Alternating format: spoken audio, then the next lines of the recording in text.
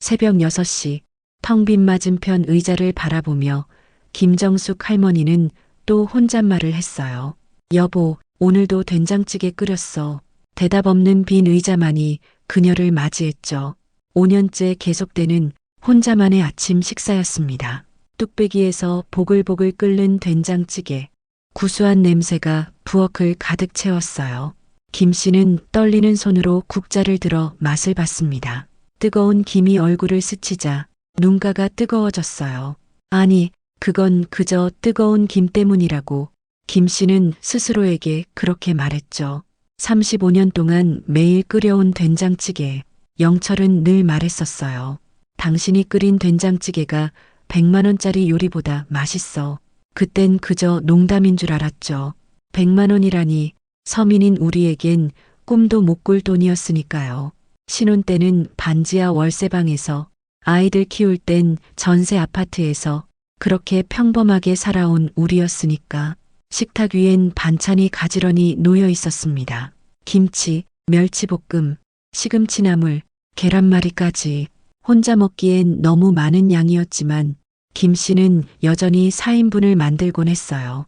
빈 그릇들이 더 외로워 보였지만 그래도 멈출 수가 없었죠. 미선이 좋아하는 멸치볶음, 석준이가 먹고 싶어 하던 계란말이, 그리고 영철이 제일 좋아했던 된장찌개까지. 창밖으로 봄 햇살이 스며들었습니다. 아파트 단지 안작은 공원엔 벌써 개나리가 피어 있었어요. 새벽 산책을 나온 노부부가 팔짱을 끼고 걷는 모습이 보였죠. 김 씨의 가슴이 찌릿했습니다. 우리도 저렇게 함께 늙어가고 싶었는데, 은퇴하면 같이 제주도에 작은 집을 구해서 매일 바닷가를 산책하며 살자고 약속했었는데, 5년 전 그날이 떠올랐어요. 병원에서 유방암 진단을 받고 돌아온 날, 영철의 얼굴이 하얗게 질려 있었죠. 여보, 괜찮아. 요즘은 치료 잘 되잖아. 김 씨가 오히려 영철을 위로했었어요. 하지만 그날 밤, 영철은 밤새 뒤척이더니 새벽에 일찍 일어났죠. 화장실에서 나는 낮은 울음소리. 김 씨는 못 들은 척했어요. 남자의 자존심을 지켜주고 싶었으니까. 아침이 되자 영철은 사라져 있었습니다. 식탁 위엔 구겨진 종이 쪽지 하나. 미안해. 병원비에 보태. 그리고 현금 50만 원. 그게 전부였어요. 옷장을 열어보니 영철의 옷은 몇 벌만 남아 있었고 서랍 속 통장도 사라져 있었죠. 왜 나를 버리고 간 거야? 김 씨는 된장찌개를 저으며 중얼거렸습니다. 항암 치료를 받으며 보낸 2년, 머리카락이 다 빠지고 토하고 온몸이 아파 잠 못 드는 밤들. 그때마다 영철을 찾았어요. 여보, 어디 있어? 나 너무 무서워. 병원 침대에 누워 천장을 바라보던 시간들. 옆 침대 환자는 남편이 매일 병문안을 왔는데 김 씨는 늘 혼자였어요. 간호사들의 동정 어린 시선이 더 아팠죠. 보호자분은 언제 오시나요? 그 질문에 김 씨는 늘 거짓말을 했어요. 일이 바빠서 못 온대요. 항암 치료 부작용으로 밥도 못 먹던 날, 김 씨는 영철이 끓여준 된장찌개가 그리웠어요. 서툴지만 정성껏 끓여주던 그 된장찌개. 당신이 아플 때는 내가 밥할게. 결혼할 때 했던 영철의 약속이 떠올라 더 서러웠죠. 완치 판정을 받던 날, 김 씨는 병원 복도에서 한참을 울었어요. 기쁨의 눈물이 아니었죠. 이 소식을 전할 사람이 없다는 게, 함께 기뻐할 사람이 없다는 게 더 슬펐습니다. 의사 선생님은 축하한다며 어깨를 토닥였지만 김 씨가 원한 건 영철의 따뜻한 품이었어요. 딸 미선은 늘 화가 나 있었어요. 엄마가 죽을 고비 넘길 때 아빠는 뭐 했어요? 돈이나 벌러 갔겠죠. 병원비며 생활비를 대느라 고생한 미선. 그 아이의 원망을 김 씨는 충분히 이해했어요. 하지만 가끔은 영철을 변호하고 싶었죠. 아빠도 나름의 이유가 있었을 거야. 그러면 미선은 더 화를 냈어요. 엄마는 왜 아직도 아빠를 감싸요? 우릴 버리고 간 사람인데. 아들 석준도 마찬가지였죠. 어머니, 이제 아버지는 잊으세요. 우리가 있잖아요. 석준은 아버지 얘기만 나오면 표정이 굳어졌어요. 어릴 때부터 아버지를 닮고 싶어 했던 아이였는데 이제는 아버지를 원망하고 있었죠. 저는 절대 아버지처럼 살지 않을 거예요. 그 말이 김 씨의 가슴에 비수처럼 박혔습니다. 하지만 김 씨는 잊을 수가 없었어요. 밤마다 영철의 베개를 끌어안고 울었죠. 그 베개엔 아직도 영철의 냄새가 남아있는 것 같았어요. 구수한 된장 냄새와 담배 냄새가 섞인 영철만의 냄새. 핸드폰을 들어 영철의 번호를 수도 없이 눌렀다가 지웠습니다. 자존심도 있었고 정말로 버림받았다는 걸 확인하고 싶지 않았어요. 가끔은 영철이 보낸 것 같은 돈이 통장에 들어왔어요. 익명의 송금이었지만 김 씨는 왠지 영철인 것 같았죠. 하지만 확인할 방법은 없었습니다. 그저 그 돈으로 병원비를 내고 약을 사고 겨우겨우 살아갔어요. 된장찌개가 끓어넘칠 듯 했습니다. 김 씨는 불을 줄이고 숨을 깊게 들이쉬었어요. 오늘도 또 하루를 견뎌야 했죠. 영철 없는 그리움만 가득한 하루를. 창밖의 봄 햇살은 따뜻했지만 김 씨의 마음은 여전히 겨울이었어요. 옆집 윤 씨 아주머니가 가끔 안부를 물었습니다. 남편분은 언제 오시나? 그럴 때마다 김 씨는 애매하게 웃었어요. 일 때문에 바빠서요.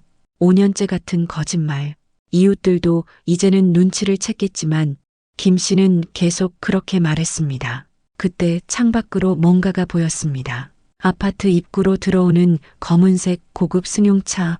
김 씨의 심장이 쿵 하고 뛰었어요. 아니야, 설마. 그럴 리 없어. 이제 그런 기대는 하지 않기로 했잖아. 하지만 왜 이렇게 가슴이 뛰는 걸까?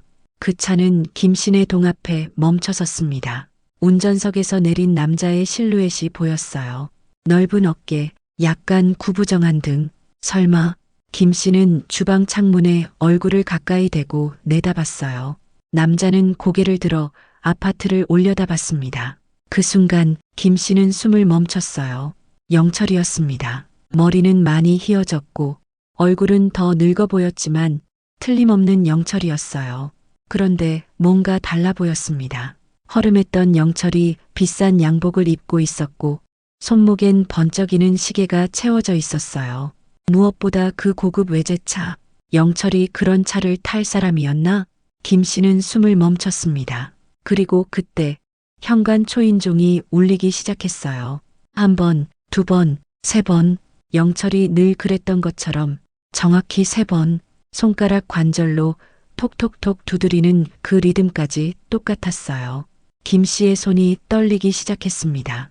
5년 만에 돌아온 영철. 하지만 왜 이렇게 화려한 모습으로?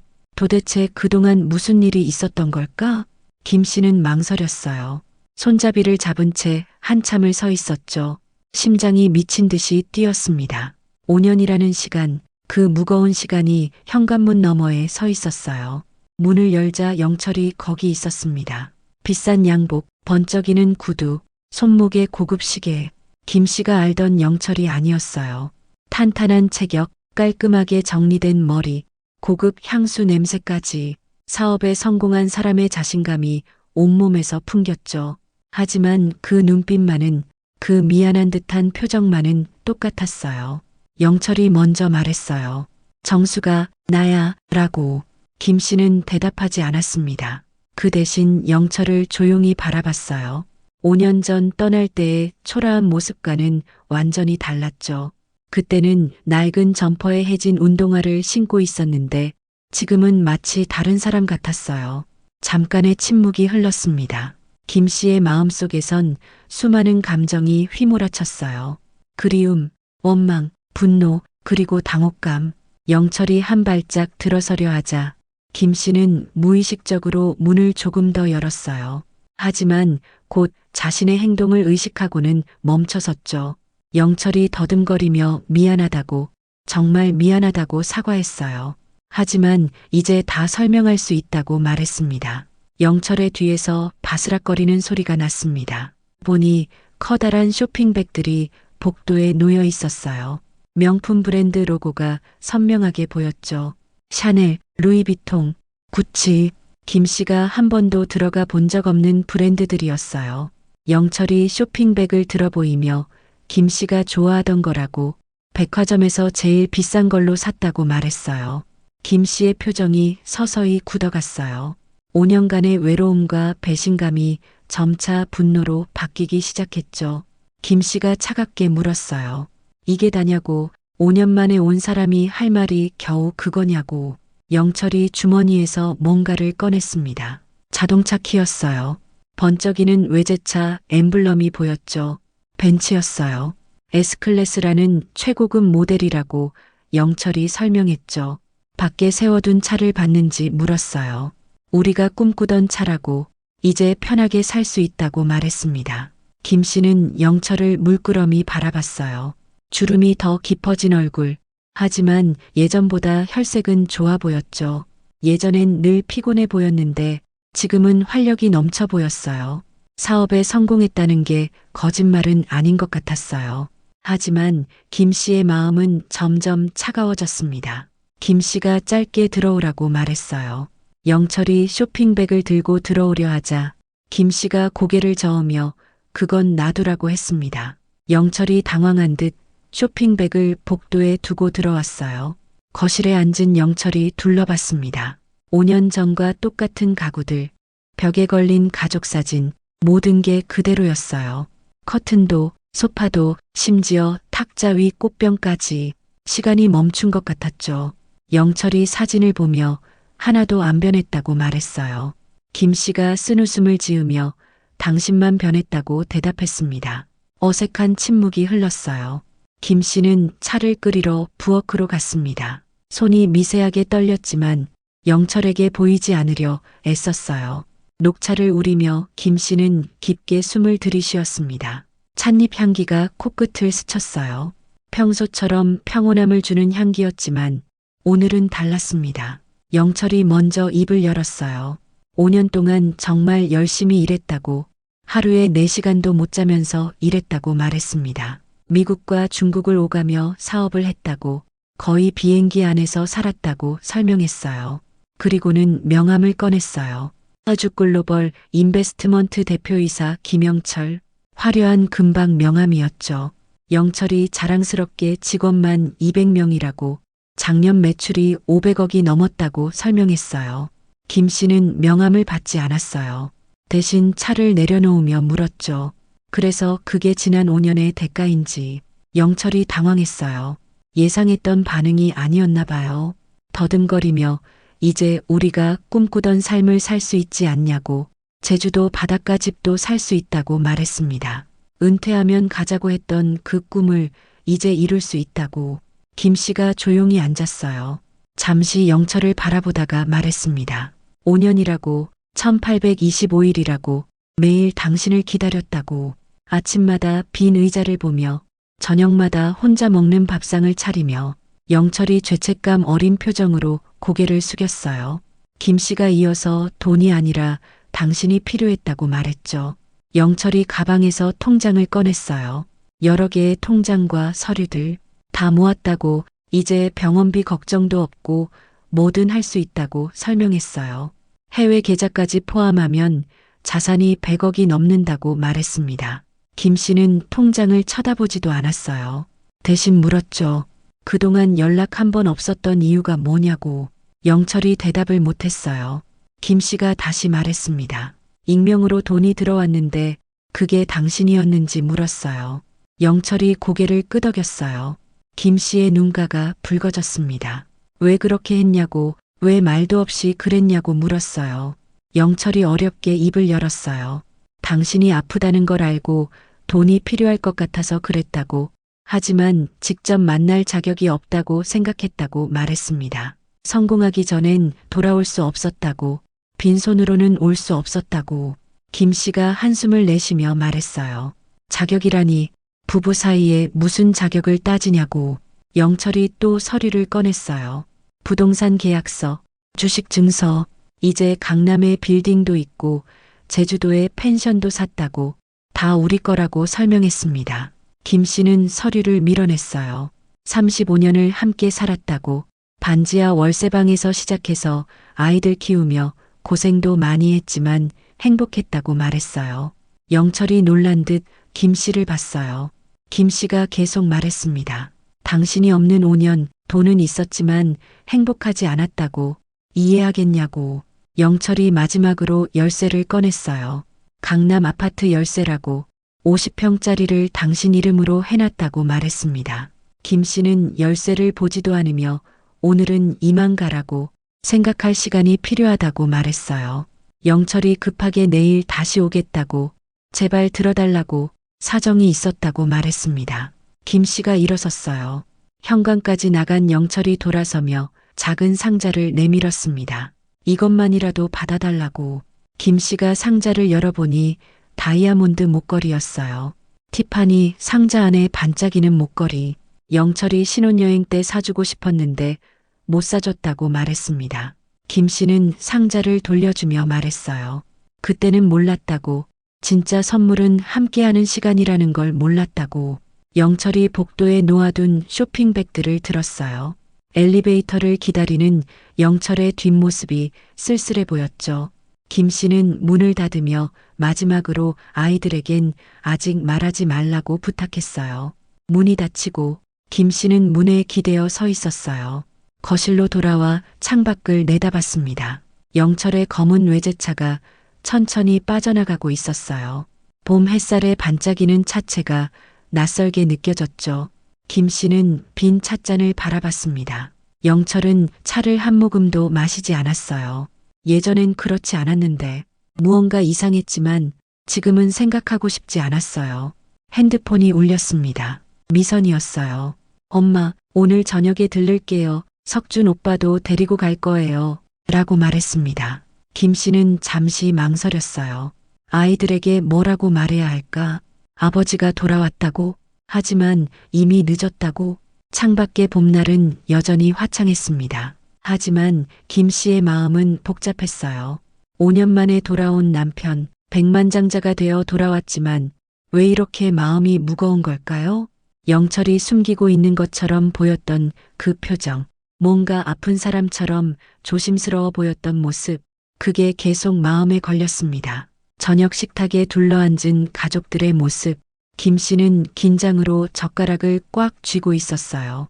미선과 석준은 무언가를 직감한 듯 했습니다. 엄마의 표정이 평소와 달랐으니까요. 미선이 무슨 일 있냐고 물었어요. 김 씨는 숨을 고르며 아니라고 그냥 피곤하다고 둘러댔습니다.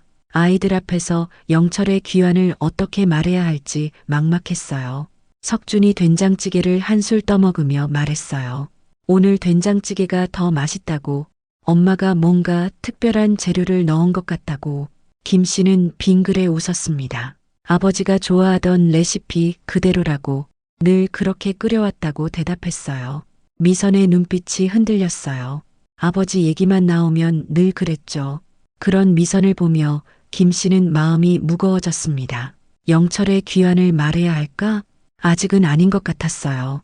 식사를 마친 후 석준이 낮은 목소리로 말했어요.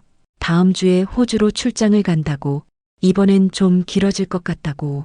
김 씨는 멀리 가는 아들이 걱정되었지만 티내지 않으려 애썼어요. 미선은 병원 근무 얘기를 했어요. 암 환자들이 늘어나는데 인력은 부족하다고, 어제는 밤새 응급실에 있었다고 말했습니다. 김 씨는 딸의 피곤한 얼굴을 보며 안쓰러웠어요. 자신의 치료 때문에 미선이 얼마나 고생했는지 알고 있었으니까요. 석준이 엄마의 정기검진 결과는 어떠냐고 물었어요. 김 씨는 괜찮다고, 완치 판정 후 5년이 지났으니 이제 걱정 없다고 대답했습니다. 완치라는 말에 아이들의 표정이 밝아졌어요. 그때 현관 초인종이 울렸습니다. 김 씨의 심장이 쿵 하고 뛰었어요. 설마. 다시 한번 초인종은 3번 울렸습니다. 톡톡톡. 영철의 방식 그대로. 석준이 누구냐고 물으며 일어섰어요. 김 씨가 급하게 자기가 나가겠다며 먼저 현관으로 향했습니다. 문을 조금 열고 밖을 내다봤어요. 역시 영철이었습니다. 김 씨가 당황해하며 지금은 안 된다고, 아이들이 와 있다고 속삭였어요. 영철은 그 말에 더 반가워하며 아이들도 보고 싶다고, 함께 이야기하고 싶다고 말했습니다. 김 씨는 고개를 저었어요. 아직 아이들에게 말하지 않았다고, 갑작스러운 만남은 좋지 않을 것 같다고 말했습니다. 영철의 얼굴에 실망감이 번졌어요. 그때 뒤에서 목소리가 들렸습니다. 미선이 엄마에게 누구냐고 물었어요. 김 씨가 급하게 문을 가리려 했지만 이미 늦었습니다. 미선이 문틈으로 밖을 내다봤고 그 순간 얼굴이 하얗게 변했어요. 미선이 떨리는 목소리로 아빠라고 불렀습니다. 석준이 뭐라고 묻고는 현관으로 뛰어왔어요. 그리고 그도 영철을 보았습니다. 석준의 얼굴에 놀라움과 분노가 교차했어요. 순간 정막이 흘렀습니다. 김 씨는 이런 상황을 원치 않았어요. 더 준비가 필요했는데 이미 상황은 걷잡을 수 없이 흘러가고 있었죠. 영철이 조용히 인사했어요. 미선아, 석준아, 오래됐다고. 하지만 아이들의 표정은 차가웠습니다. 석준이 먼저 입을 열었어요. 아버지가 왜 여기 왔냐고, 무슨 자격으로 나타났냐고 날카롭게 물었습니다. 영철은 말없이 아들을 바라봤어요. 미선이 영철의 고급 옷차림을 위아래로 훑어보며 비웃었어요. 잘 지내셨나 보네요. 우리가 힘들 때 어디서 뭐하고 계셨는지 궁금했는데 라며 비꼬았습니다. 미선의 목소리가 점점 커졌어요. 엄마가 죽을 고비를 넘길 때 아빠는 돈이나 벌고 있었냐고, 그걸 자랑하러 온 거냐고 분노에 찬 목소리로 물었습니다. 영철이 고개를 숙였어요. 자신을 탓하는 건 이해하지만 이야기할 기회를 달라고, 집에 들어와서 차분히 얘기하자고 부탁했습니다. 석준이 단호하게 거절했어요. 우리 집에 아버지의 자리는 없다고, 어머니를 더 괴롭히지 말라고 말했습니다. 영철의 눈에 슬픔이 깃들었어요. 김 씨는 이 싸움을 멈추고 싶었어요. 모두 진정하라고, 일단 들어와서 얘기하자고 제안했습니다. 아이들은 반대했지만 김 씨의 단호한 눈빛에 결국 물러섰어요. 거실로 들어온 영철, 김 씨는 그를 소파에 앉히고 차를 끓였습니다. 미선과 석준은 영철의 맞은편에 앉아 경계의 눈빛을 거두지 않았어요. 어색한 침묵이 흘렀죠. 영철이 가방을 열었어요. 어제와 마찬가지로 통장과 서류들을 꺼냈습니다. 이제 우리 가족이 걱정 없이 살 수 있게 되었다고, 모든 게 가족을 위한 것이었다고 말했어요. 석준이 비웃으며 돈이면 다 된다고 생각하냐고, 지난 5년을 돈으로 살 수 있냐고 물었습니다. 미선도 가세에 엄마가 항암 치료로 고통받을 때, 머리카락이 다 빠지고 밤새 토하면서 아파할 때 아빠의 손길이 필요했다고 울먹였어요. 김 씨는 미선의 떨리는 어깨를 보며 가슴이 아팠습니다. 미선의 말이 맞았어요. 그 순간 그녀의 마음에도 오랫동안 참아왔던 감정이 북받쳐 올랐죠. 김 씨가 천천히 입을 열었어요. 돈이 필요했던 게 아니라 당신이 필요했다고, 항암 치료로 온몸이 아플 때, 혼자 병실에 누워 천장만 바라볼 때 그저 곁에 있어주는 사람이 필요했다고 목소리가 떨렸습니다. 영철이 자료를 펼쳤어요. 100억이 넘는 자산 목록, 해외 계좌 내역, 부동산 증서들, 5년간 쉬지 않고 일해서 모은 재산이라고, 이제 가족들이 평생 편하게 살 수 있다고 설명했습니다. 미선이 분노에 차서 소리쳤어요. 우리에게 필요한 건 돈이 아니라 아빠였다고, 엄마 옆에서 손 잡아주고 힘이 되어주는 아빠가 필요했다고. 김 씨는 딸의 눈물 어린 얼굴을 보며 가슴이 아팠어요. 석준도 가세했어요. 엄마가 밤마다 아빠를 찾으며 울 때, 집안일과 병간호로 지친 누나가 쓰러질 때 자신이 얼마나 무력감을 느꼈는지 말했습니다. 영철이 미안하다고, 정말 미안하다고 거듭 사과했어요. 그러면서 통장을 아이들에게 내밀었습니다. 각자 10억씩 넣어둔 통장이라고, 받아달라고 부탁했어요. 미선이 통장을 냉정하게 밀어냈어요. 가족을 버린 죄책감을 돈으로 씻을 수 있다고 생각하냐고, 그런 돈 필요 없다고 말했습니다. 석준도 고개를 저으며 그런 돈 받기 싫다고 말했어요. 김 씨는 잠시 창밖을 바라봤습니다. 그날 밤 맹장염으로 영철을 간호하던 기억이 떠올랐어요. 아파도 배 부여잡고 웃게 만들었던 영철, 화장실에 숨어 울던 영철, 자존심 강했던 사람이 이렇게 쉽게 사과하는 모습이 어색했습니다. 김 씨가 조용히 자리에서 일어났습니다. 부엌으로 가서 된장찌개를 데우기 시작했어요. 모두가 김 씨를 의아하게 바라봤죠. 김 씨는 영철에게 물었습니다. 아직도 된장찌개 좋아하냐고. 영철의 눈이 잠시 반짝였어요. 그러고는 고개를 끄덕이며 당신이 끓인 된장찌개가 세상에서 제일 맛있다고 말했습니다. 그 말에 김 씨의 눈가가 촉촉해졌어요. 미선과 석주는 어리둥절한 표정으로 엄마를 바라봤습니다. 김 씨는 차분하게 말했어요. 아버지의 이야기도 들어보자고. 판단은 그 후에 해도 늦지 않다고. 아이들은 불만스러워했지만 침묵했어요. 김 씨가 차려놓은 밥상, 영철은 한술 뜨고는 순간 얼굴이 환해졌어요. 옛날 맛 그대로라며 감격했습니다. 하지만 몇 숟가락 먹지 못하고 갑자기 기침을 시작했어요. 가슴을 움켜쥐는 모습이 심상치 않았습니다. 김 씨가 급하게 물을 건넸지만 영철은 괜찮다며 손사래를 쳤어요. 하지만 얼굴이 창백해져 있었죠. 석준이 아버지를 이상한 눈으로 쳐다봤고 미선은 간호사의 직감으로 무언가를 느낀 듯 했어요. 영철이 겨우 기침을 멈추고 식은땀을 닦았습니다. 식탁 위 된장찌개는 더 이상 손대지 않았어요.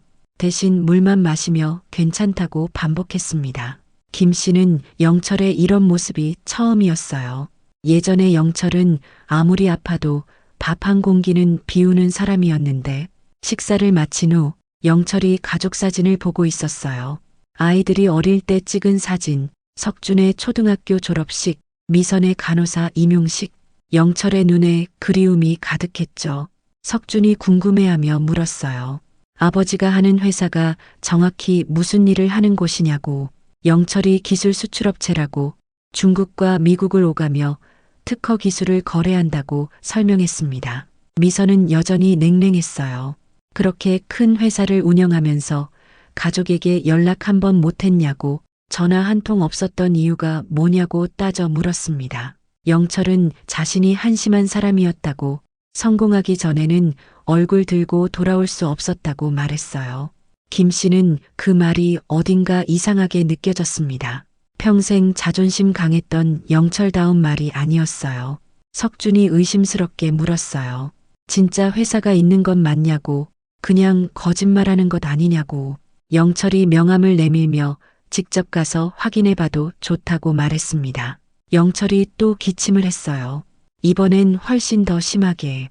손수건을 꺼내 입을 가렸는데 김 씨는 순간 손수건에 묻은 붉은 얼룩을 보았습니다. 피었어요.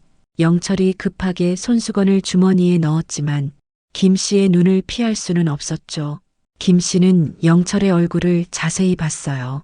비싼 옷과 시계 너머로 보이는 어딘가 지쳐 보이는 눈빛, 눈 아래 드리워진 다크서클, 예전보다 훨씬 깊어진 주름, 무언가 크게 잘못되었다는 느낌이 김 씨의 가슴을 무겁게 눌렀어요. 시간이 꽤 흘러 미선과 석준이 집에 돌아갈 시간이 되었어요. 현관에서 인사를 나누는데 미선이 김 씨에게 조심하라고 또 상처받지 말라고 당부했습니다. 석준도 엄마에게 전화하겠다며 걱정스러운 표정을 감추지 못했어요. 아이들이 떠나고 영철과 김 씨만 남았어요. 영철이 아이들이 많이 컸다고, 잘 자랐다고 말했어요. 그러면서 자신이 없는 동안 고생 많았겠다고 고개를 숙였습니다. 김 씨는 차분히 물었어요. 왜 돌아왔냐고, 정말 다시 시작하자는 거냐고. 영철은 진심으로 그렇다고 말했어요. 남은 인생을 함께하고 싶다고, 상처 준 것 평생 갚아주겠다고.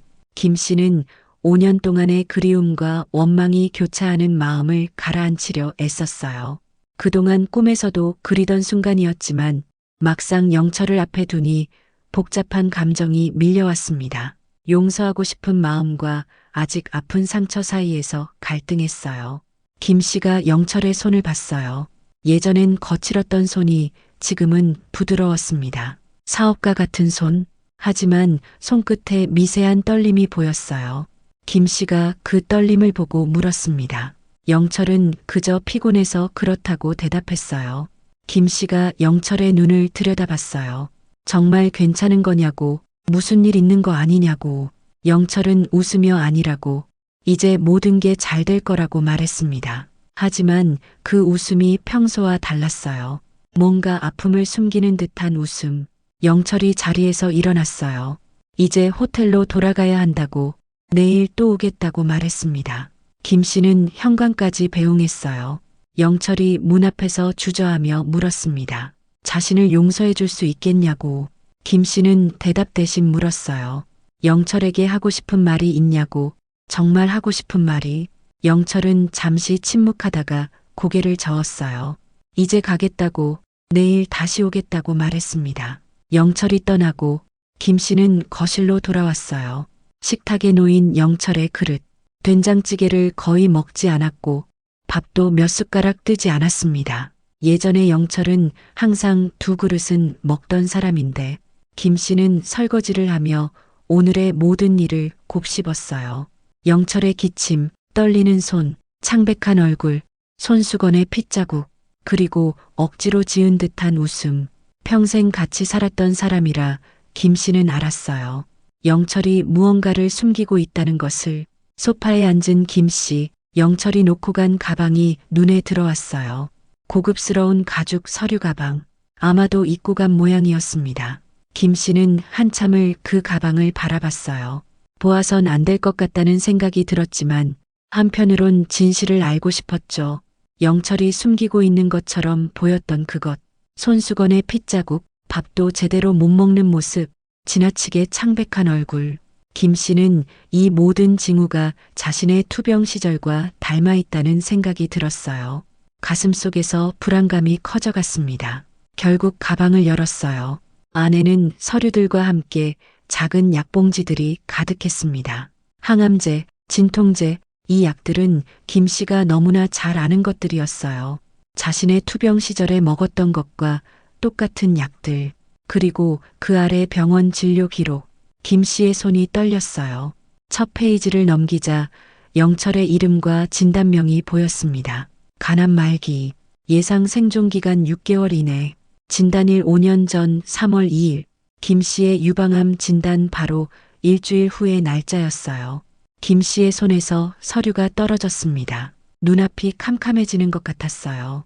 5년 전 영철을 떠나보낸 진짜 이유, 그리고 갑자기 백만장자가 되어 돌아온 이유, 그 충격적인 진실을 앞에 두고 김 씨는 의자에 쓰러지듯 앉았습니다. 김 씨의 손이 떨렸어요. 진단서가 바닥에 떨어진 채 어둠 속에서 시간이 멈춘 것만 같았습니다. 5년 전 영철이 사라진 이유가 이것이었군요. 아내의 암 진단 일주일 후 남편도 암 진단을 받았다니 김 씨는 이해할 수 없었어요. 왜 말하지 않았을까? 왜 혼자 떠나갔을까? 두 사람이 함께 투병할 수 있었는데. 서류를 다시 보니 영철의 진단은 말기였고 예후는 좋지 않았습니다. 6개월 생존 예상. 그런데 어떻게 5년을 살았을까? 시계는 자정을 가리켰어요. 김 씨는 휴대폰을 들어 영철에게 전화할까 망설였습니다. 하지만 어떤 말을 해야 할지 몰랐어요. 대신 미선에게 전화했습니다. 딸이 잠에서 깬 목소리로 전화를 받았어요. 김 씨가 침착한 척하며 미선에게 아버지의 건강 상태가 좋아 보이지 않았냐고 물었어요. 미선은 간호사의 직감으로 이미 알아채고 있었다고 말했습니다. 아버지의 증상이 암 환자와 비슷하다고, 특히 손수건의 핏자국이 폐로 전이된 증상 같다고 설명했어요. 김 씨는 미선에게 병원 진료 기록을 발견했다고 말했습니다. 미선이 놀라며 무슨 병이냐고 물었어요. 김 씨가 간암 말기라고 말하자 전화 너머로 미선의 숨소리가 달라졌습니다. 잠시 침묵이 흐른 뒤 미선이 떨리는 목소리로 물었어요. 5년 전부터냐고. 김 씨가 그렇다고 답했습니다. 엄마의 유방암 진단 일주일 후였다고. 미선이 소리 없이 울었어요. 우리가 오해했던 거였냐고. 아버지는 우리를 버린 게 아니었냐고 물었습니다. 김 씨도 알 수 없었어요. 영철의 선택을, 그 아픔을 혼자 감당한 이유를. 하지만 한 가지 확실했습니다. 영철은 자신의 병을 숨기고 김 씨의 치료비를 위해 떠났던 거예요. 익명으로 보낸 치료비가 영철이 목숨을 걸고 번 돈이었다는 사실에 김 씨의 눈에서 눈물이 흘렀어요. 미선이 내일 아침 일찍 오겠다고 했습니다. 석준에게도 연락하겠다고. 김 씨는 잠시 망설였어요. 영철에게 진실을 알고 있다고 말해야 할까? 아니면 모른 척해야 할까? 복잡한 감정이 가슴을 짓눌렀습니다. 김 씨는 잠을 이루지 못했어요. 서류 가방에서 발견한 약봉지들, 수북이 쌓인 진통제와 항암제, 영철이 자신에게 보여주지 않으려고 했던 그 모든 증거들, 낮에 봤던 영철의 손수건에 묻은 핏자국이 떠올랐어요. 그것은 분명 혈담이었고 암이 폐로 전이된 증상이었습니다. 다음 날 아침 김 씨는 영철의 상태를 더 면밀히 관찰하기로 했어요. 미성과 석준에게는 아버지의 병에 대해 말하지 말아달라고 부탁했습니다. 먼저 영철의 이야기를 직접 듣고 싶었어요. 영철이 약속대로 찾아왔습니다. 어제보다 더 창백한 얼굴, 더 깊어진 다크서클, 고급 양복과 시계는 그대로였지만 그 아래 숨겨진 몸은 더 쇠약해진 것 같았어요. 김 씨는 아침 식사를 차렸습니다. 영철이 좋아하는 된장찌개와 반찬들. 하지만 영철은 대부분의 음식을 앞에 두고도 거의 먹지 않았어요. 김 씨가 더 먹으라고 권했지만 영철은 배가 불러서 괜찮다며 사양했습니다. 밥 대신 약을 꺼내 먹는 영철. 김 씨는 그 모습을 지켜보았어요. 영철은 김 씨가 보지 않을 때 약을 삼키려 했지만 김 씨는 다 지켜보고 있었습니다. 예전에 영철은 하루 세 끼를 꼭 챙겨 먹던 사람이었는데 이제는 겨우 죽 한 그릇을 넘기는 것도 힘들어 보였어요. 김 씨가 슬쩍 물었어요. 요새 건강이 안 좋아 보인다고. 병원에 한번 가보는 게 어떻겠냐고. 영철은 급하게 괜찮다고 단지 피곤해서 그렇다고 대답했습니다. 그러면서 화제를 돌렸어요. 김 씨는 영철이 지난 며칠 동안 가져온 명품 쇼핑백들을 보았습니다. 여전히 현관 옆에 쌓여 있는 선물들. 김 씨는 갑자기 그 화려한 선물들이 슬프게 느껴졌어요. 남은 시간이 얼마 없다고 생각한 사람이 사랑하는 사람에게 줄 수 있는 모든 것을 주려는 마음. 그 필사적인 마음이 보였습니다. 영철이 제주도 얘기를 꺼냈어요. 예전에 신혼여행도 못 갔으니 이제 제주도에 집을 한 채 사서 바닷가에 살자고 말했습니다. 김 씨는 그 말에 눈물이 고였지만 꾹 참았어요. 영철의 소원이 그것이라면 꼭 이루어주고 싶었습니다. 김 씨가 잠시 화장실에 간 사이 영철의 기침 소리가 들렸어요. 화장실 문 너머로 들려오는 억누르는 기침, 그리고 무언가 떨어지는 소리. 김 씨가 급하게 나가보니 영철이 바닥에 떨어진 피 묻은 휴지를 황급히 감추고 있었습니다. 김 씨는 모른 척했어요. 영철이 물을 마시며 괜찮다고, 기침이 좀 심한 것뿐이라고 말했습니다. 하지만 김 씨는 더 이상 모른 척할 수 없었어요. 영철의 상태가 생각보다 심각하다는 것을, 시간이 많이 남지 않았다는 것을 느꼈습니다. 영철이 잠시 눈을 감고 쉬는 동안 김 씨는 그의 가방을 다시 살펴봤어요. 약봉지들 아래 사업 서류들이 있었습니다. 회사 설립 서류, 해외 계약서, 투자 내역서. 이 서류들은 영철이 5년 동안 어떻게 살았는지 보여주고 있었어요. 미국과 중국을 오가며 목숨을 걸고 위험한 사업에 뛰어들었던 흔적. 처음에는 소규모로 시작해서 점점 더 큰 거래를 성사시켰습니다. 서류 사이에 영철의 병원 진료 일정표도 있었어요. 진료와 해외 출장이 겹치는 날이면 진료를 미루고 출장을 선택한 흔적. 영철은 자신의 치료보다 돈 버는 것을 우선시했던 거예요. 김 씨의 손에 영철의 비자, 기록이 들어왔습니다. 5년 동안 그가 얼마나 많은 나라를 다녔는지, 얼마나 바쁘게 움직였는지 알 수 있었어요. 한 달에 2-3개국을 오가며 쉬지 않고 일했던 흔적. 비자 도장 날짜를 보니 김 씨의 항암 치료 중요 일정과 겹치는 날들도 있었어요. 영철은 멀리서도 김 씨의 치료 일정을 알고 있었던 거죠. 영철이 깨어났어요. 김 씨는 급하게 서류를 다시 가방에 넣었습니다. 영철이 죄송하다며 자신이 쓸모없다고, 이렇게 피곤해서 대화도 제대로 못한다고 사과했어요. 김 씨는 괜찮다며 휴식을 취하라고 말했습니다. 미성과 석준이 도착했어요. 어제와는 다른 표정으로 두 사람은 영철에게 다가갔습니다. 미선이 아버지의 얼굴을 자세히 보더니 간호사의 직감으로 상태를 확인하려는 듯 몇 가지 질문을 했어요. 석준도 어제의 적대감 대신 걱정스러운 표정으로 아버지를 바라봤습니다. 영철은 아이들의 변화된 태도에 약간 당황했지만 기뻐하는 것 같았어요. 그동안 못했던 이야기를 나누고 싶다며 미선에게 어린 시절 이야기를 물었죠. 석준에게는 일이 잘 되고 있냐고 관심을 보였습니다. 가족 대화 중에도 영철은 틈틈이 약을 삼켰어요. 화장실을 자주 들락거리며 기침을 감추려 했죠. 김 씨는 모든 것을 지켜보며 가슴이 아팠습니다. 영철이 얼마나 고통스러울지, 그 아픔을 혼자 감당하는 게 얼마나 힘들었을지. 저녁이 되자 미선이 김 씨를 부엌으로 불러 속삭였어요. 아버지 상태가 심각하다고 병원에 즉시 모셔야 한다고 말했습니다. 폐로 전이된 것 같고 간 기능도 많이 떨어진 것 같다고 설명했어요. 시한부가 맞는 것 같다는 미선의 말에 김 씨의 눈에서 눈물이 흘렀습니다. 석준도 합류해 세 사람은 조용히 대화했어요.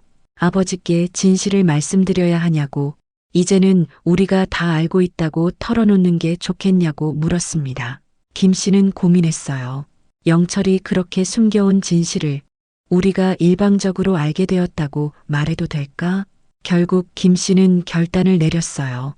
내일 영철에게 모든 것을 솔직하게 말하기로 했습니다. 그동안 영철 혼자 감당했던 고통을 이제는 가족 모두가 함께 나누자고 제안했어요. 남은 시간이 얼마든 함께 보내는 게 중요하다고 말했습니다. 미선과 석준은 울먹이며 고개를 끄덕였어요. 그동안 아버지를 오해했다는 죄책감, 그리고 이제 곧 떠나보내야 한다는 슬픔이 밀려오는 듯 했습니다. 김 씨는 아이들을 안아주었어요. 이제 우리 모두 함께 이겨내자고, 마지막까지 영철에게 행복한 시간을 선물하자고 말했습니다. 그날 밤 김 씨는 소파에서 잠든 영철을 오랫동안 바라봤어요. 숨쉬기도 힘들어 보이는 몸, 한없이 야위어가는 얼굴. 그러나 그 얼굴에는 평온함이 깃들어 있었습니다. 사랑하는 가족 곁에서 잠든 안도감 때문일까요? 김 씨는 내일이면 영철에게 모든 걸 말할 것이라고 다짐했어요. 영철이 숨겨온 아픔, 김 씨가 알게 된 진실, 이제는 함께 나눌 시간이었습니다. 김 씨는 침대 옆 테이블에 놓인 제주도 여행 브로셔를 바라봤어요. 그곳에서 둘이 함께 마지막 시간을 보낼 수 있을까? 영철의 소원대로 바닷가 작은 집에서 남은 날들을 함께 할 수 있을까? 김 씨는 창밖별이 빛나는 밤하늘을 바라봤어요. 내일이면 모든 것이 달라질 거라고, 이제 더 이상 혼자가 아니라고 영철에게 말해주고 싶었습니다. 아침이 밝았습니다. 김 씨는 밤새 잠을 이루지 못했어요. 소파에서 불편하게 잠든 영철의 얼굴을 바라보았죠. 고급 양복을 입은 사업가가 아니라 35년을 함께 살았던 남편의 모습으로 보였습니다. 영철이 기침 소리에 깨어났어요. 김 씨는 따뜻한 물을 건네며 말했습니다. 오늘은 함께 병원에 가자고. 영철의 얼굴이 굳었어요. 괜찮다며 손사래를 쳤습니다. 김 씨가 조용히 영철의 손을 잡았어요. 모든 걸 알고 있다고, 더 이상 숨기지 말라고 말했습니다. 영철의 눈이 커졌어요. 당황한 듯 물었습니다. 무슨 말이냐고. 그때 현관문이 열렸어요. 미선과 석준이 들어왔습니다. 아이들의 눈은 붉어져 있었어요. 밤새 울었던 흔적이 역력했죠. 미선이 영철에게 다가갔어요. 아버지라고 부르며 그의 손을 잡았습니다. 석준도 다가왔어요. 아버지의 어깨를 조심스레 감싸 안았습니다. 영철은 혼란스러워하며 가족들을 바라봤어요. 이제 모든 게 끝났다는 듯한 표정이었죠. 김 씨가 서류 가방을 가져왔어요. 어제 발견한 진단서를 꺼내 영철에게 보여주며 말했습니다. 당신도 아프다는 걸 왜 말하지 않았느냐고. 영철의 눈에서 눈물이 흘렀어요. 미선이 의사에게 물어봤다고 말했어요. 아버지의 상태가 많이 위험하다고, 즉시 치료를 시작해야 한다고 전했습니다. 석준은 왜 아무 말도 하지 않으셨냐고, 왜 혼자 감당하셨냐고 물었어요. 영철이 고개를 떨구었습니다. 모든 게 드러난 순간 더 이상 가면을 그 강한 모습을 유지할 필요가 없었어요. 영철이 떨리는 목소리로 말했습니다. 정수기가 암 진단받고 일주일 후 자신도 간암 말기 판정을 받았다고. 하지만 의사는 자신에게 6개월밖에 시간이 없다고 했던 반면 정수기는 치료하면 나을 가능성이 높았다고 말했어요. 그래서 결정했다고 했습니다. 둘 다 치료하기에는 돈이 없었고 누군가는 포기해야 했다고. 김 씨의 눈에서 눈물이 흘렀어요. 영철은 자신보다 아내를 선택했던 거였습니다. 영철이 계속 설명했어요. 치료비를 벌기 위해 위험한 사업에 뛰어들었다고. 죽을 거라면 목숨 걸고 돈이라도 벌자고 생각했다고. 처음에는 작은 거래로 시작했지만 점점 더 큰 거래를 성사시켜 나갔다고 말했습니다. 미선이 흐느끼며 물었어요. 왜 우리에게 말하지 않았냐고. 영철이 대답했어요. 정수기가 자신의 병까지 알게 되면 치료에 전념할 수 없을 것 같았다고. 가족들에게 짐이 되고 싶지 않았다고. 김 씨는 영철의 손을 꽉 잡았어요. 돈이 아니라 당신이 필요했다고. 함께 투병했으면 좋았을 텐데라고 말했습니다. 영철은 고개를 저었어요. 그랬다면 김 씨는 자신 걱정에 치료에 소홀했을 거라고. 혼자 떠나는 게 최선이라고 생각했다고 말했습니다. 석준이 아버지에게 물었어요. 어떻게 5년이나 살아계셨냐고. 의사는 6개월밖에 시간이 없다고 했는데. 영철이 쓴웃음을 지었어요. 처음 1년은 그저 아내의 치료비를 벌기 위해 살았다고. 매일이 연장전 같았다고 말했습니다. 그러다 정수기의 상태가 호전되었다는 소식을 들었을 때 더 살아야겠다는 의지가 생겼다고. 그래서 위험한 임상시험에도 참여하고 미국과 중국을 오가며 새로운 치료도 받았다고 말했어요. 그 모든 과정을 혼자 견뎌냈다고. 김 씨가 물었어요. 익명으로 왔던 돈이 정말 당신이 보낸 거였냐고. 영철이 고개를 끄덕였습니다. 매달 병원비와 생활비를 보내고 싶었지만 정수기가 알아볼까봐 걱정됐다고 말했어요. 그래서 사업 파트너의 계좌를 빌려 송금했고 때로는 택배 기사를 통해 봉투에 현금을 넣어 보내기도 했다고 설명했습니다. 김 씨는 영철의 이야기를 들으며 가슴이 아팠어요. 남편이 얼마나 외롭고 고통스러웠을지, 얼마나 가족을 그리워했을지 상상할 수 있었습니다. 미선과 석준도 울음을 참지 못했어요. 영철이 서류 한 장을 꺼냈습니다. 제주도 바닷가 집 등기부였어요. 신혼여행도 못 갔던 제주도에 작은 집을 마련했다고 말했습니다. 그곳에서 남은 시간을 정수기와 함께 보내고 싶다고, 바다를 보며 여생을 함께하고 싶다고 말했어요. 미선이 아버지를 꼭 안았어요. 지금이라도 치료를 받으면 더 오래 살 수 있을 거라고. 우리가 도울 테니 포기하지 말라고 부탁했습니다. 석준도 동의했어요. 이제는 아버지의 치료에 집중하자고, 모든 걸 함께 하자고 말했습니다. 영철은 고개를 저었어요. 이미 많은 치료를 받았고 더 이상은 의미가 없다고 말했습니다. 의사도 시간이 얼마 남지 않았다고 했다고. 남은 시간을 병원 침대에서 보내기보다 사랑하는 가족과 함께하고 싶다고 말했어요. 김 씨가 제안했어요. 그럼 오늘 당장 제주도로 가자고. 영철이 원하는 대로 바닷가 집에서 지내자고. 영철의 눈이 반짝였어요.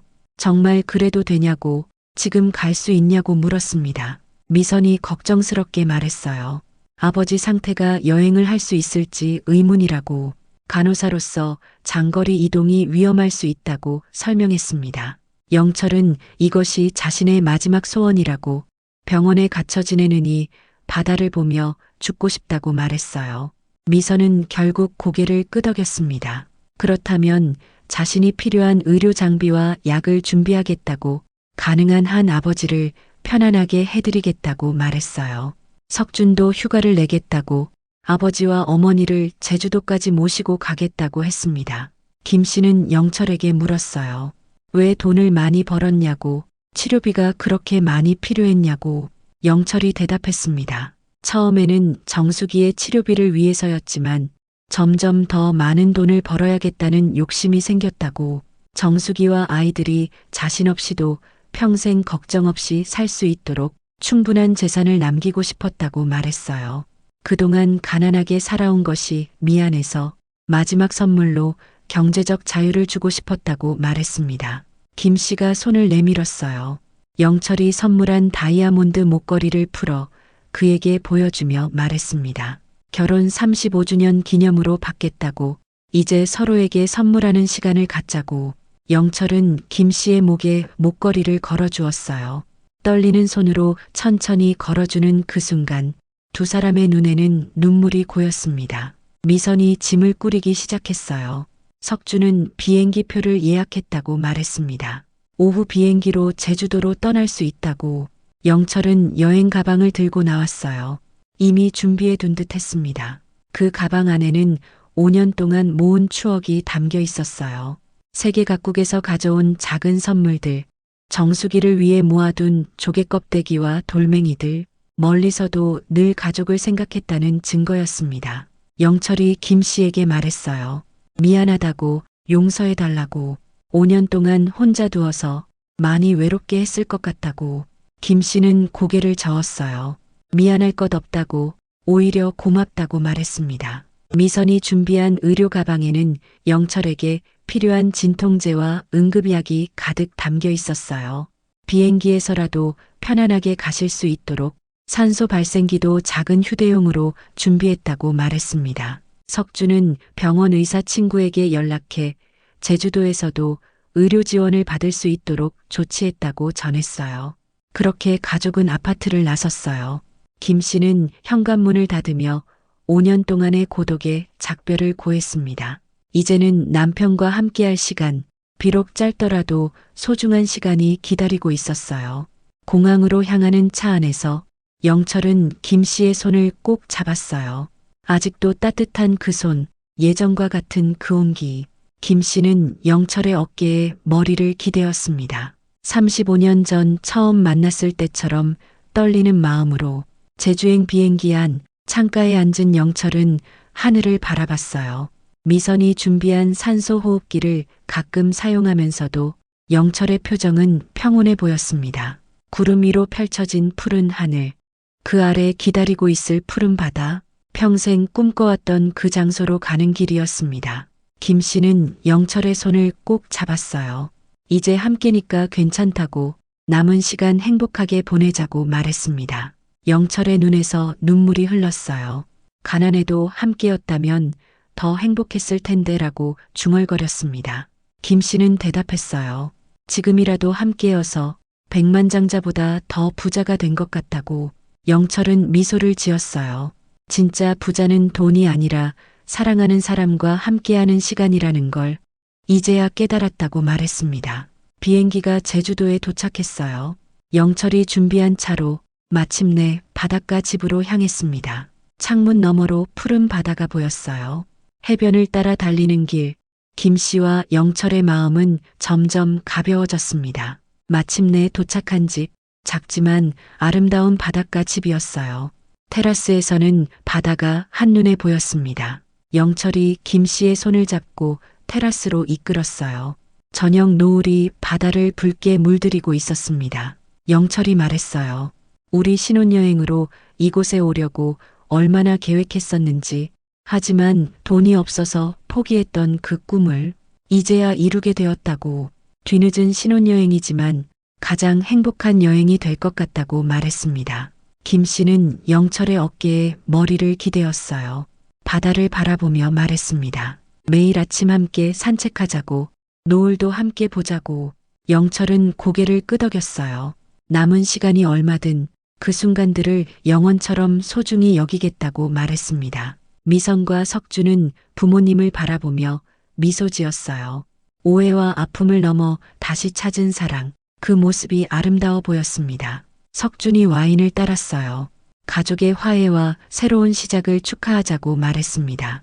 영철이 와인잔을 들어 올렸어요.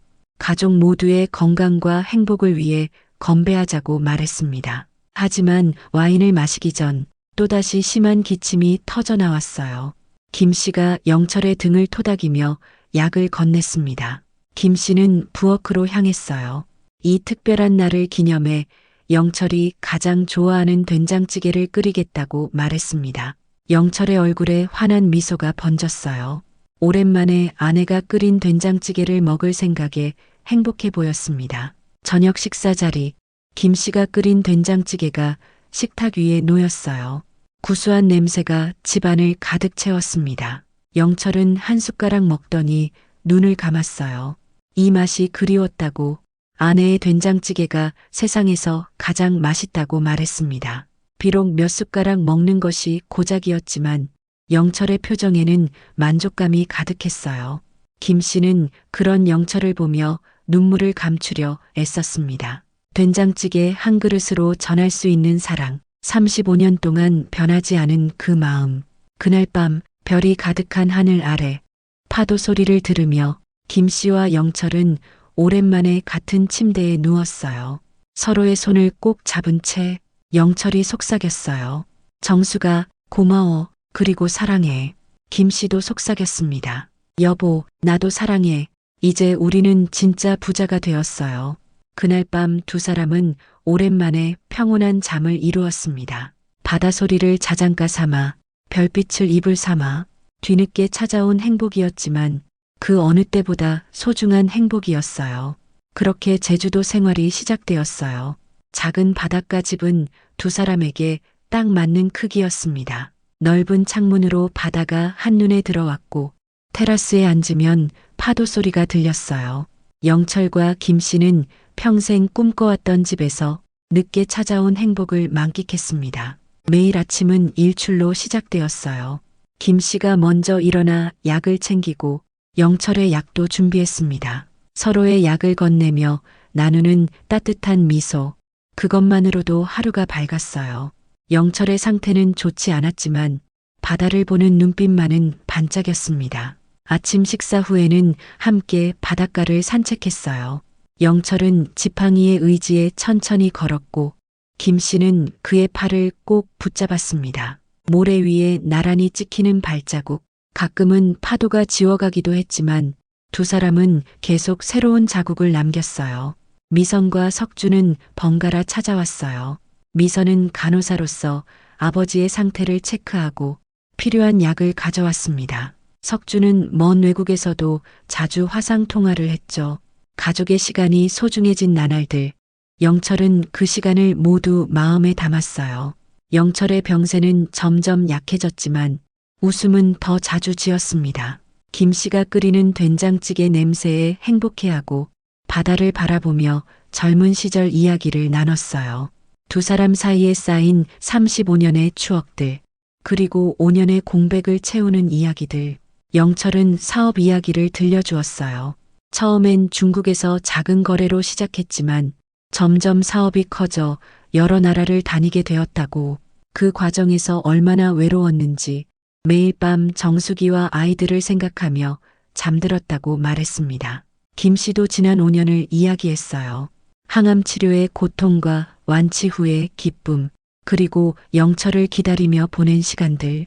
두 사람은 서로가 놓친 5년을 채워가며 남은 시간을 더 소중히 여겼습니다. 영철이 어느 날 김 씨에게 말했어요. 가난해도 함께였다면 더 행복했을 텐데 잘못된 선택을 했다고. 김 씨는 고개를 저었습니다. 당신은 가장 어려운 선택을 했고 그것이 가장 큰 사랑이었다고 말했어요. 김 씨는 영철의 손을 잡으며 말했습니다. 이제라도 함께여서 백만장자보다 더 부자가 된 것 같다고. 진정한 부자는 돈이 아니라 사랑하는 사람과 함께하는 시간이라고. 영철의 눈에 눈물이 고였어요. 두 사람은 소박한 생활을 즐겼습니다. 김 씨는 작은 텃밭을 가꾸기 시작했고 영철은 테라스에 앉아 그림을 그렸어요. 젊었을 때는 미처 몰랐던 소소한 행복, 바다를 보며 차 한 잔 마시는 여유, 손을 잡고 별을 보는 밤, 이웃들과도 정을 나눴어요. 옆집 할머니는 김 씨에게 제주도 요리를 가르쳐 주었고 근처 슈퍼 아저씨는 영철에게 낚시 장소를 알려주었습니다. 처음으로 느끼는 동네의 온기. 영철과 김 씨는 이런 평범한 일상을 사랑했어요. 영철의 생일이 찾아왔습니다. 71세 생일. 김 씨는 작은 케이크를 준비했어요.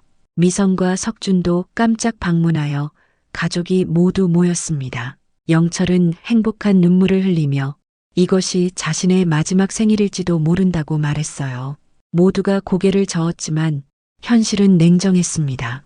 영철의 상태는 날이 갈수록 나빠졌어요. 통증도 심해져 약의 용량도 늘어났고 밤에는 잠을 이루지 못할 때가 많았습니다. 하지만 영철은 불평 한마디 없이 매일 아침 김 씨에게 미소를 지어 보였어요. 그리고 6개월 후 따뜻한 봄날 아침, 영철은 평소보다 일찍 일어나 김 씨를 깨웠어요. 오늘은 바다에 나가고 싶다고 말했습니다. 김 씨가 걱정스러워하자 영철은 괜찮다며 마지막 소원이라고 말했어요. 김 씨는 영철을 부축해 바닷가로 나갔습니다. 둘은 모래사장에 앉아 떠오르는 해를 바라봤어요. 붉게 물드는 수평선, 파도 소리, 갈매기 울음소리. 영철은 김 씨의 손을 꼭 잡았습니다. 영철이 김 씨에게 말했어요. 이제 떠나야 할 것 같다고, 정말 행복했다고. 김 씨는 눈물을 참으며 고개를 저었습니다. 하지만 영철은 평온한 미소를 지었어요. 이렇게 당신 곁에서 바다를 보며 떠날 수 있어 감사하다고, 35년 함께해줘서 고맙다고 말했습니다. 영철은 김 씨의 어깨에 머리를 기대었어요.